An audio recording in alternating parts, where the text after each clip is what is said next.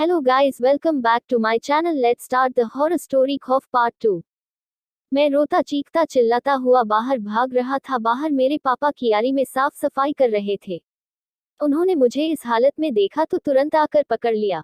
पापा मुझसे पूछ रहे थे, क्या हुआ मुकेश बेटा, क्या हुआ? लेकिन मेरे मुंह से आवाज नहीं निकल रही थी। मैं बहुत डरा घबराया हुआ था। थोड़ी देर में ही हमारे घर के सभी लोग वहां आ गए। सब मेरे से बार बार पूछ रहे थे, क्या हुआ क्या हुआ, पर मेरे मुंह से बस इतना ही निकला, वो लड़की अंदर है और वो मेरे कमरे में है, बिस्तर पर लेटी है, वो वही लड़की है वो। मैं साफ साफ नहीं बोल पा रहा था। हकलाते हुए मेरे मुंह से शब्द निकल रहे थे।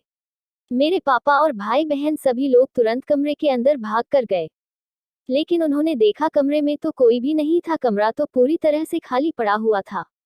सबने इधर उधर भी देखा लेकिन कोई नहीं था और ना ही कोई बाहर भी जा सकता था, क्योंकि घर के चारों तरफ बाउंड्री लगी थी और गेट बंद था।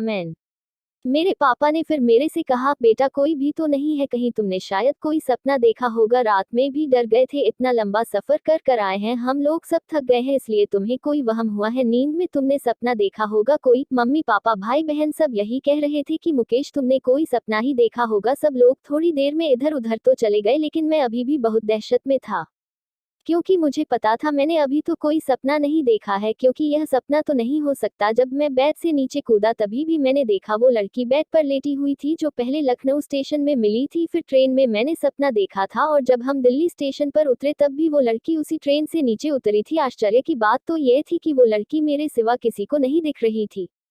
यही सब सोचते विचारते दहशत के साए में पूरा दिन तो खत्म हो गया, और रात को जब सब लोगों ने खाना खाया और अपने अपने कमरे में सोने को चले गए और मैं भी अपने कमरे में चला गया, मैंने कमरे का दरवाजा बंद करा और बेड पर लेटा ही हुआ था। कमरे में लाइट भी जल रही थी। मैं अपने फोन में कुछ काम कर रहा था। लगभग 1 घंटे बाद, यानी समय 11 बजे या 11:30 हो रहा होगा, तब मैंने सोचा अब लाइट बंद करके सो जाता हूँ। मैं बेड से उठा और लाइट बंद करने के लिए गया, तभी मैंने सुना कोई मेरे कमरे की खिड़की बजा रहा है। खिड़की बजाने की आवाज बड़ी जोर जोर से आ रही थी। मैंने तुरंत खिड़की की तरफ देखा तो फिर मेरे होश उड़ गए।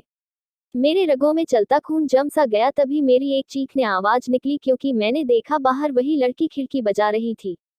वो अपने एक हाथ से, और उसका एक हाथ कटा हुआ था, चेहरा बिल्कुल कट रखा था और खून खून था पूरे चेहरे पर, और बाल आगे को बिखरे हुए थे। मेरी नजर उस पर ही थी और मेरे हाथ में मोबाइल फोन भी था। मैंने तुरंत अपने पापा को फोन करा और कहा, पापा मुझे डर लग रहा है, वो बाहर आ गई है, अब वो मेरे कमरे के बाहर खड़ी है। मैंने इतना ही बोला था और मेरे पापा ने भी देरी नहीं लगाई और तुरंत मेरे कमरे पर आकर बोले, खोलो दरवाजा मुकेश। मैंने भी तुरंत दरवाजा खोल और डरा हुआ सहमा हुआ सा पापा से लिपट कर रोने लगा। मेरे पापा ने कहा, कहाँ कोई तो नहीं है, यहाँ कोई नहीं है। मैंने फिर कहा पापा से, बाहर है देखो खिड़की के पास। अपने बाहर देखा खिड़की की तरफ, लेकिन मेरे पापा ने जैसे ही खिड़की के बाहर की तरह देखा तो उन्हें वो नजर नहीं आ रही थी। और मैं भी उस समय पापा के साथ ही खड़ा था और वो मुझे अभी भी साफ साफ दिख रही थी।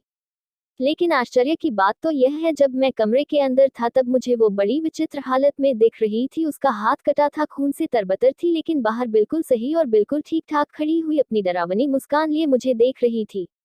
तभी मैंने अपने पापा से कहा, पापा यह मार देगी मुझे, यह नहीं छोड़ेगी मुझे अब। पर मेरे पापा ने मुझे समझाते हुए कहा, बेटा कोई नहीं है बाहर, कुछ भी तो नहीं है। पापा लाइट जलाकर देख रहे थे, लेकिन पापा को आसपास कोई नहीं दिख रहा था। उसके बाद पापा मुझे अपने साथ नीचे बरामदे में ले आए। अब घर के सभी लोग भी जाग चुके थे। मम्मी पापा भाई बहन सब लोग थे मेरे साथ बरामदे में, लेकिन मैं जोर जोर से रो रहा था, बस एक ही बात कह रहा था, वो मुझे मार देगी अब, वो नहीं छोड़ेगी मुझे अब। घर के सब लोग मेरे पास ही बैठे हुए थे और सब मुझे समझाते हुए कह रहे थे, कोई नहीं है यहाँ, कौन तुम्हें मारेगा मुकेश, हम हैं यहाँ, कोई नहीं मार सकता तुम्हें, और कुछ भी नहीं है। ऐसा क्या हो गया मुकेश तुम्हें? उसके बाद सब ने बरामदे में एक चारपाई रखी हुई थी, सब ने मुझे उसी पर लेटा दिया, लेकिन वो लड़की मुझे मेरे सिरहाने के सामने खड़ी फिर दिख रही थी और मुझे वो डरावनी मुस्कान लिए घूर रही थी। और मैं अपनी मम्मी पापा सबको कह रहा था, ये देखो यहीं खड़ी है, लेकिन किसी को मेरी बात पर यकीन नहीं हो रहा था, क्योंकि वो और किसी को भी नहीं दिख रही थी और सब यही कह रहे थे, किसी चीज से डरा होगा मुकेश, इसलिए मुकेश इसको ऐसा वहम हो रहा है, पर अभी तक जो वो लड़की मेरे सिरहाने के पास खड़ी थी, अब वो मेरे सीने पर आकर बैठ गई और अपने लंबे लंबे नाखून मेरे गले में घुसाने लगी। अब मेरी चीखने चिल्लाने की आवाज बहुत तेज हो चुकी थी। मेरे गले से बहता खून देखकर घर वाले बहुत डर गए थे और मेरी मम्मी भी रोने लगी थी और पूरे घर में दहशत का माहौल हो गया। लेकिन मेरे पापा ने शायद किसी को भेज दिया था। घर से थोड़ा दूर एक तांत्रिक बाबा रहते हैं जो भूत प्रेत में थोड़ा रुचि रखते हैं और ऐसी चीजों को जानते भी हैं।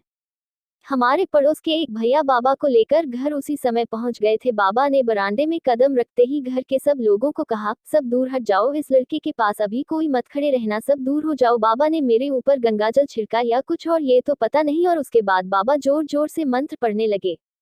बाबा मंत्र तो पढ़ रहे थे लेकिन मुझे ऐसा लग रहा था मैं अब अपने बस में नहीं था और मेरे मुंह से अपने आप आवाज निकल रही थी, यह मुझे पसंद आ गया है और मैं भी इसे पसंद हूँ, इसलिए मैं इसको लेकर जाऊंगी। बाबा ने मंत्र पढ़ते पढ़ते जोर से कहा, कौन है तू, बोल कौन है तू, कहाँ से आई है। शायद वो मेरे अंदर प्रवेश कर चुकी थी, इसलिए मेरे मुंह से अपने आप आवाज निकल रही थी और जो मैं नहीं बोलना भी चाहता था वो वही कह रही थी। इसको मैंने देखा और यह मुझे पसंद आ गया और मैं भी इसको पसंद हूँ, इसलिए अब ये सिर्फ मेरा है और मैं इसको लेकर जाऊंगी।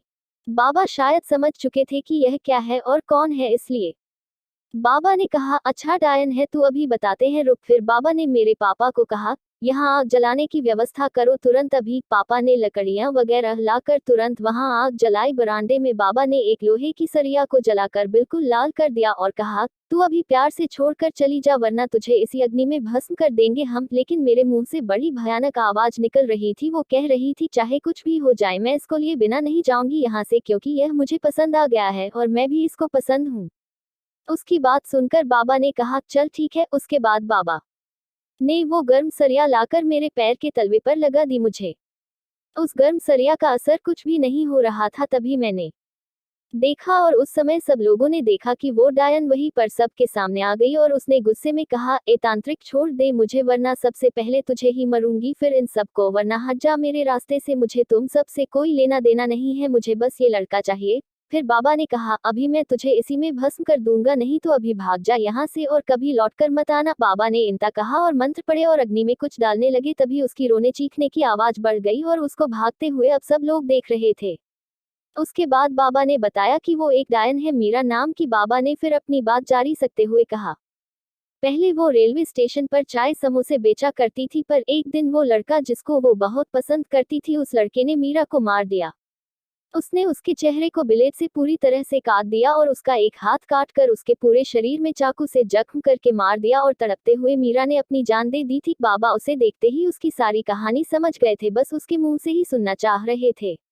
बाबा ने फिर कहा, मुकेश ने इसको देखा होगा और इसे को वो अच्छी लगी होगी और उसे भी मुकेश पसंद आ गया। अगर तुम लोग थोड़ा और देर कर दे मुझे बुलाने में तो शायद आज ये मुकेश की जान ले लेती और यह उसे अपने साथ ले जाती। उसके बाद बाबा ने मंत्र पढ़कर ताबीज बनाए और मेरे गले में डाल दी और एक धागा हाथ में बांध दिया। फिर कहा, अब ऐसा कुछ नहीं होगा। इतना कहकर बाबा तो चले गए, पर मैं उसी दहशत में उस रात तो क्या कई रातों तक नहीं सो पाया और मैंने उसके बाद से कभी भी ट्रेन से सफर नहीं किया। इस कहानी को आज मैंने आपके सामने बता तो दी, लेकिन सच मानो ये कहानी बताते समय आज मेरी रूह फिर कांप रही है। आज भी मैं उस दहशत में हूँ।